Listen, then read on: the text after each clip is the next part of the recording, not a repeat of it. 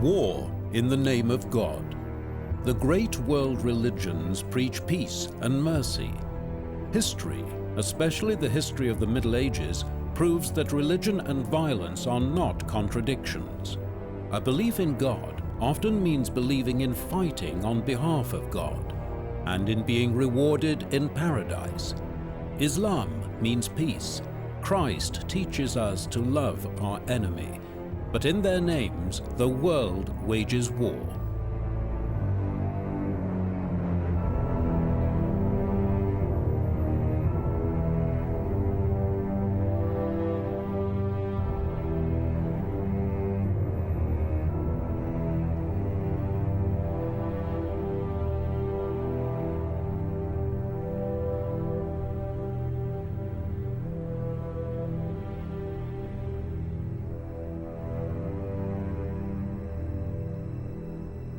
Christianity, around the year 1100, is marked by a deep sense of piety, by the desire of both laity and clergy to lead a holy life, and by the holy war against the heathen, the Crusades.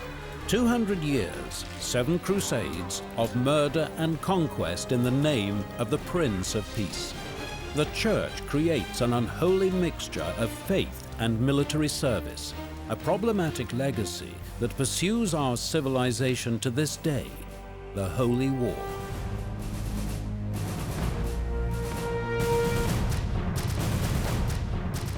It begins in the Old Testament, with the Ark of the Covenant.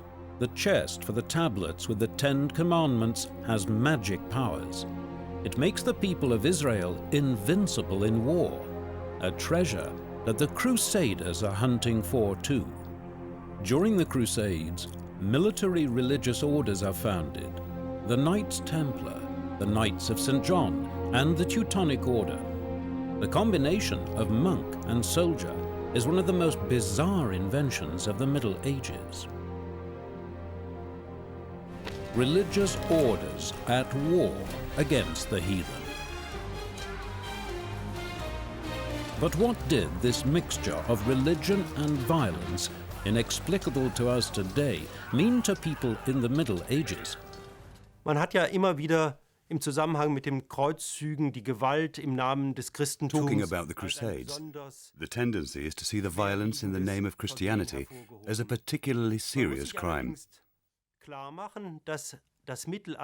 However, one should remember that the Middle Ages, and particularly the High Middle Ages, were an age of violence. So if you see the Crusades in this context, then they were perhaps just an extreme expression of what was a mundane and daily feature of medieval life.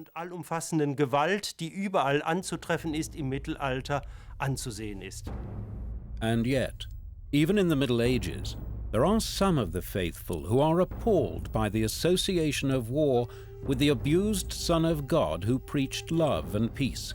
The East Roman Christians in Byzantium, whose monks strive for the ideal of seclusion from the world, find the holy knights more than suspect.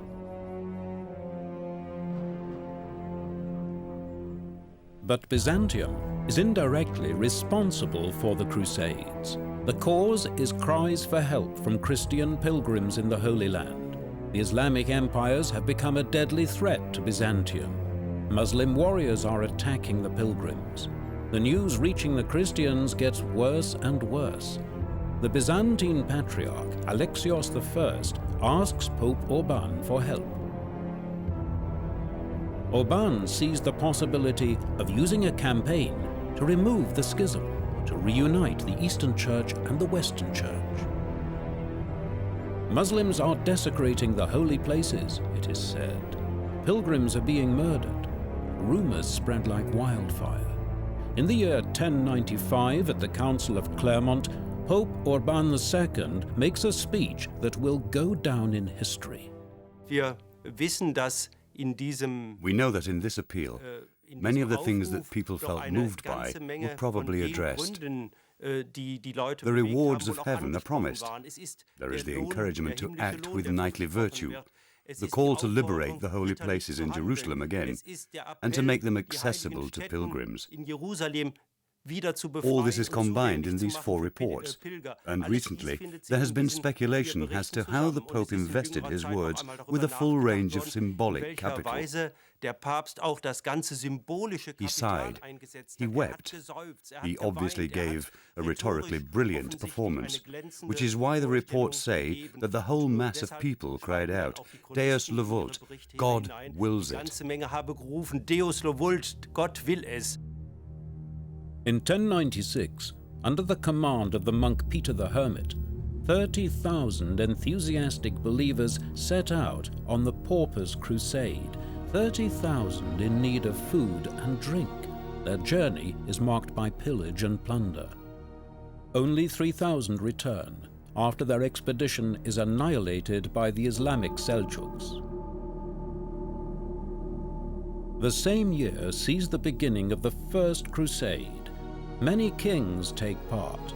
The Christians are under pressure to extend their empires.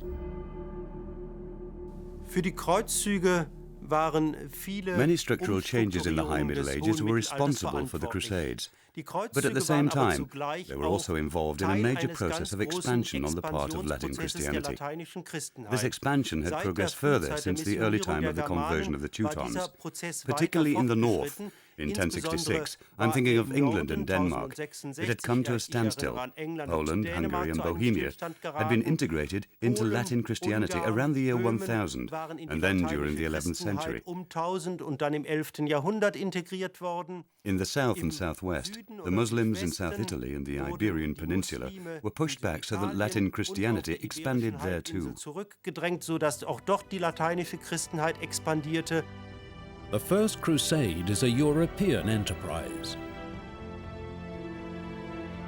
From France, Normandy, Flanders, and Lorraine, a stream of knights make their way to Palestine to free the Holy Lands.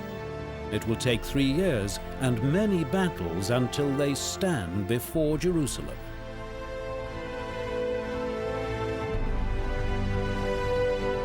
They lay siege to the Holy City for 5 weeks. Then the attack begins. Victory is followed by a massacre of 65,000 Jews and Muslims, women and children, that one can only describe as a frenzy of bloodlust. A terrible victory. The Holy Land belongs to the Christians, for the time being. Europe around the year 1100 is undergoing profound changes. It is not just contact with foreign cultures. The population, just like the economy, is growing at a great pace. Trade becomes more important. Overpopulation becomes a problem.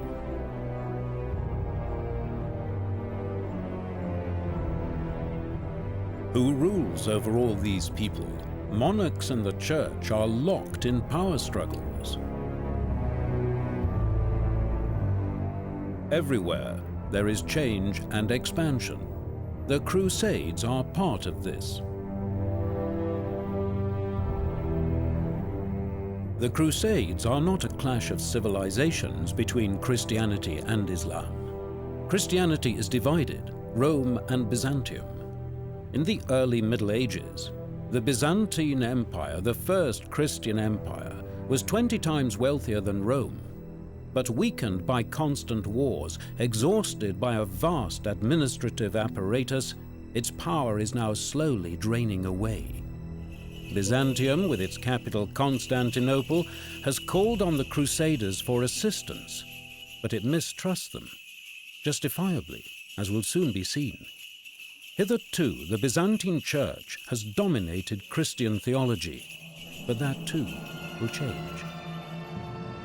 The Crusaders hire ships to take them to the Holy Land, an excellent business that makes many Italian cities rich. The Crusaders are becoming the economic factor of the Mediterranean region. Taking part in the crusade represented the value of 6 years' labor. There has to be a powerful motive to endure the hardships and the risk of death.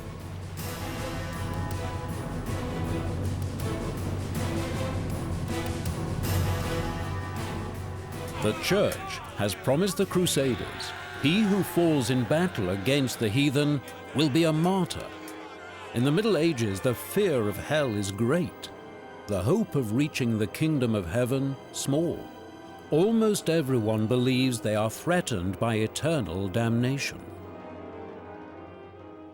Man sollte sich fragen, warum das für die The question is Leute why des the Mittelalters opportunity so to wichtig become a war, martyr was so möglicherweise auch important to people Märtyrer in the Middle werden zu Ages. können. Nicht Not jeder everyone wollte es wanted vielleicht, it, aber perhaps, es werden zu but the können, chance of war becoming one was ausgesprochen extremely wichtig, wenn man sich important. nur einmal You only an have to das think of 20. chapter Kapitel 20 of the Apokalypse Apocalypse, the book of erinnerst, denn dort Revelations, wird where it is prophesied, prophesied dass that die martyrs will Märtyrer immediately enjoy unmittelbar am eternal himmlischen life at the Altar heavenly altar, teilhaftig werden des ewigen Lebens, while others während will have to wait their andere allotted noch time entsprechende before they Zeiten even have a warten chance müssen, of bis sie tasting the überhaupt joys of möglicherweise die heaven. Freuden des himmlischen Lebens genießen können. The greatest propagandist of the Crusades is Bernard de Clairvaux. On the one hand, a devout mystic. On the other hand, he even promises thieves and murderers eternal life if they join the crusade and kill heathens. His greatest hour comes in the year 1144. The Emir of Mosul conquers Edessa, a Christian principality since the First Crusade.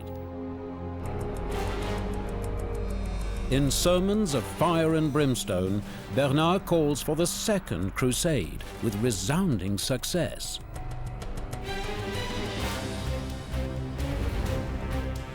But it ends in military disaster.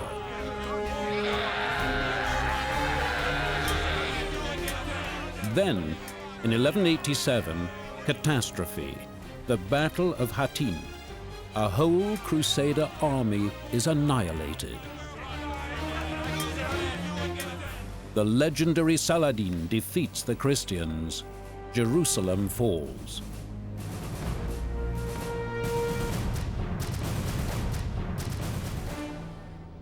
Doubting voices are heard. Is Bernard a false prophet? Why does God want this humiliating defeat? But enthusiasm for the Crusades does not weaken. Many later actions only add up to an inglorious chapter in the history of the West. Der sogenannte Vierte Kreuzzug ist aber besonders interessant. Now, the so-called Fourth Crusade is particularly interesting because it heads not for the Holy Land, but for Constantinople, into the Byzantine Empire from 1202 to 1204. Flotte bereitgestellt, hatte Kreuzfahrer Venice had provided a fleet in Byzantium to transport the Crusaders and intended to secure financial support there for the crusade. Once in Byzantium, however, the whole enterprise gets bogged down. Next, Constantinople is stormed and taken. A bloody massacre ensues, and the result is a Latin empire that lasts for about 60 years. Etabliert, das ungefähr 60 Jahre lang Bestand hat. The Crusaders remain for about a century in their territories along the eastern coast of the Mediterranean.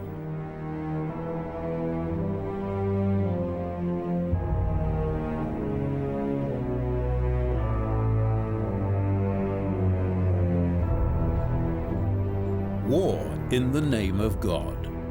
And the defeats? Punishment, say the preachers, for the many sins of the Crusaders. Sins such as gambling, theft, and lust. And remarkably, there must also be penitence for the killing, although it is a holy war. Jerusalem has been lost, but the Crusaders still have their castles and territories. For the nobility, was the prospect of new kingdoms not the most tempting feature of the Crusades? The many power struggles among the Muslims helped the Crusaders to secure the borders of their principalities. Numerous castles served this purpose. The orders of knights, however, are reluctant to acknowledge a superior command. They wish to act independently, as if these new rulers didn't exist. Indeed, there isn't a great deal of unity anyway among the Christian empires. The Normans of Antioch are in conflict with the Byzantines, and some of the Crusader states also fight against each other, sooner or later.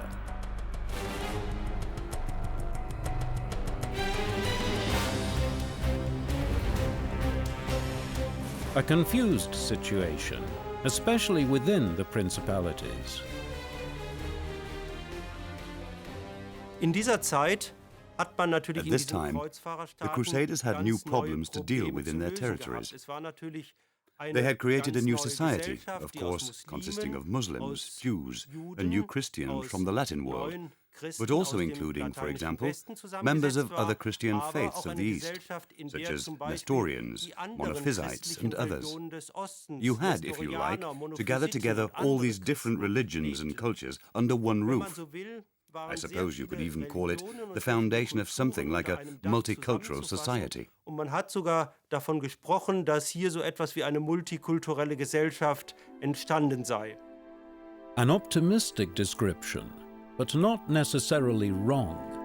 As an occupying power, the Crusaders, like the Muslims, were quite bearable.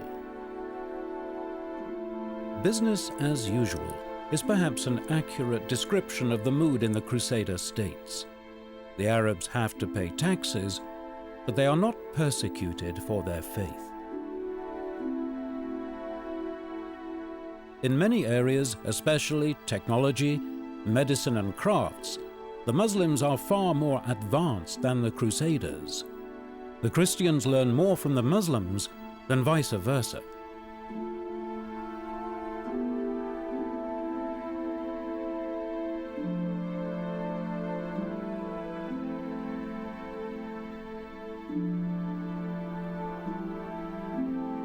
And cultural superiority also informs the way the Muslims see the Crusaders. Grundsätzlich war der Blick auf sie geprägt einerseits von Basically, the Muslims had a feeling of religious superiority. die Vorstellung, dass die They were of the opinion that the Christian knights had a religion that was simply inferior to Islam. So we find Usama ibn Munkitz beginning his chapter on Frankish customs by comparing the Franks to animals, in that they possess animal virtues, such as bravery. Hatte Respekt für die Tapferkeit, aber sah sie He respected their bravery, but held them to be culturally inferior because they did not possess the same medical skills or techniques. And finally, very important, they had no sense of honor or shame. Und die letztendlich doch auch sehr Above all, and this was something that really struck the Muslims, the Christian knights were very liberal with their wives. So it was noticed that a Christian knight was standing on the street with his wife, and along came another Frank and spoke to the wife without the husband intervening. Stand und dann kam ein anderer Franke und redete mit der Frau und der Mann stand dabei, ohne einzuschreiten.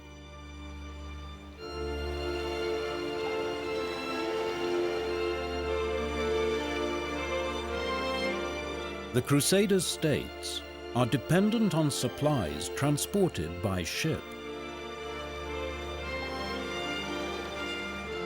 The brisk trade over the Mediterranean is managed principally by the Italian city-states of Genoa and Venice. The Crusades make them fabulously wealthy.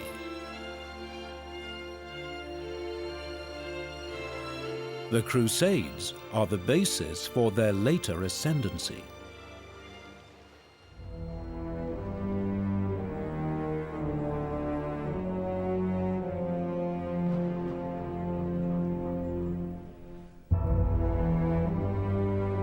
The Middle Ages is a period of conflict between church and secular power, a time of violence and strife. The Crusades transfer the disputes of the European empires to a new venue, the Holy Land. Unity among the Christians is weak, their quarrels with each other powerful.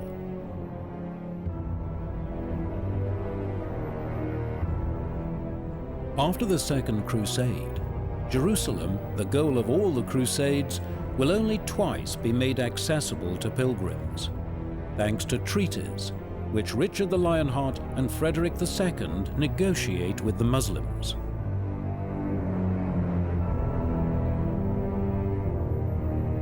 The coats of arms of the two princes are amazingly similar, although they are not related. Richard's life is an example of the constant quarreling among the Christians. Richard the Lionheart, the legendary English king, lives in France. He has only spent 6 months of his life in England. His mother Eleanor, later Queen of France and England, takes part in a crusade. His father and siblings become enemies. All his life, Richard is entangled in court intrigues, both actively and passively.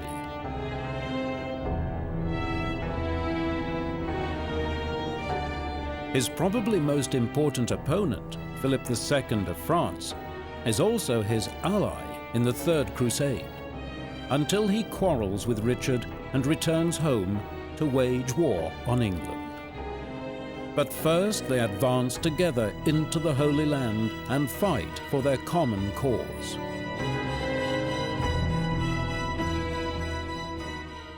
They conquer Jaffa and Cyprus, the most important base of retreat for all later crusaders. Richard never reaches Jerusalem. He is weakened by domestic intrigue. But he negotiates with Saladin, the legendary commander and victor of Hattin.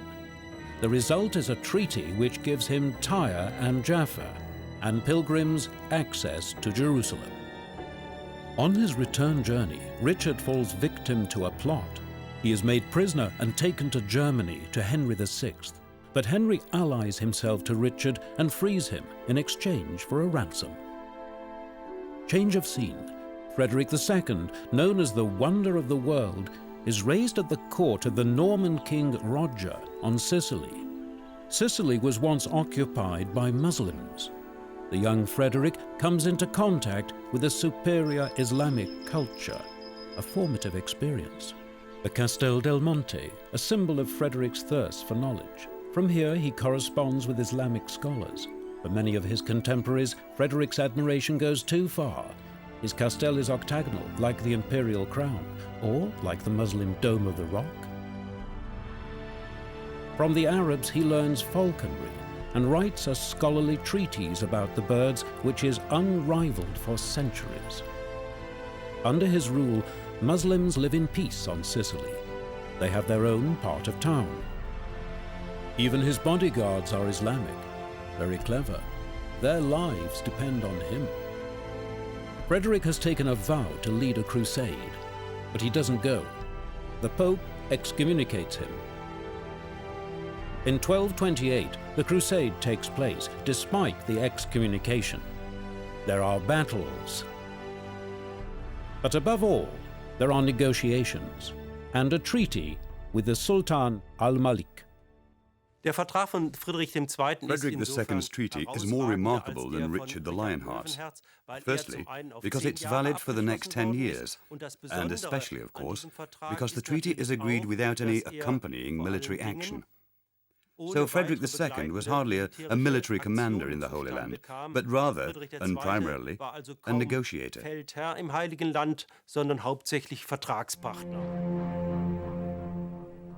After his death, it is even rumored that Frederick was, in secret, a Muslim. That is nonsense, but he admires Arab culture and orders himself buried in an oriental robe. It is indisputable that the Arabs of that time were more advanced in all matters of science than their European contemporaries. But how do the Muslim peoples react to the crusaders who invade their land?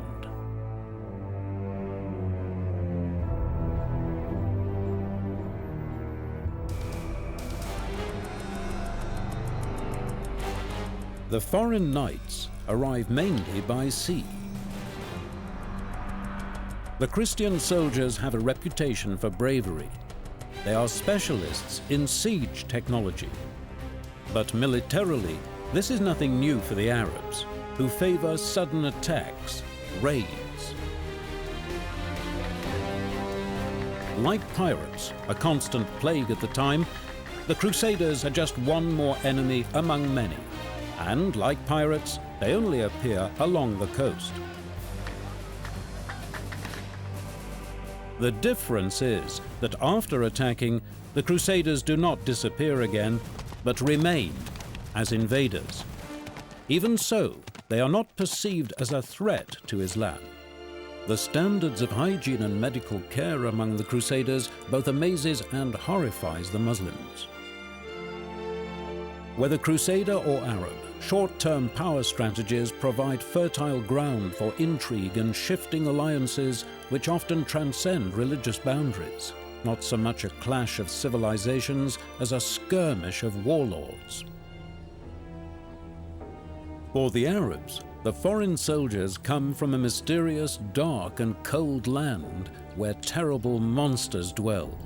The more distant the Crusaders' homeland, the more terrible the monsters.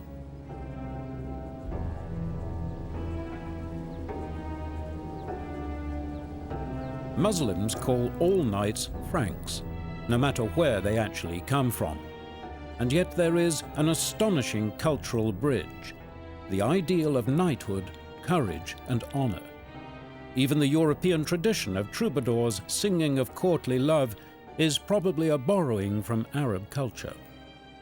Dieses Ritterideal ist sicherlich etwas gewesen, was die beiden Kulturen. The chivalric ideal is certainly something which linked the two cultures. In Europe as well, at this time, there was the notion of an ideal of knighthood, which was interreligious, above religion. Man denke beispielsweise an diese Ritterepen von Wolfram von Eschenbach, Parzival. Consider, for instance, the epic poems of Wolfram von Eschenbach, Parsifal, and Wilhelm, which basically developed the ideal of knighthood as a link between religious faiths. In Bruderschaften eintreten, die über die Religion hinaus a brotherhood which goes beyond religion, so that a knight could have a Muslim brother, a heathen brother, all sharing the same ideal of courage. That's the idea of the knights on their quest for the Holy Grail. Das ist der Gedanke des Gralsrittertums letztlich. The community of noble knights and their quest for truth as a bridge between mortal enemies, religious warriors. In Europe, Saladin is still admired for his chivalry, and the history of Muslims and Christians still hides many common features waiting to be discovered.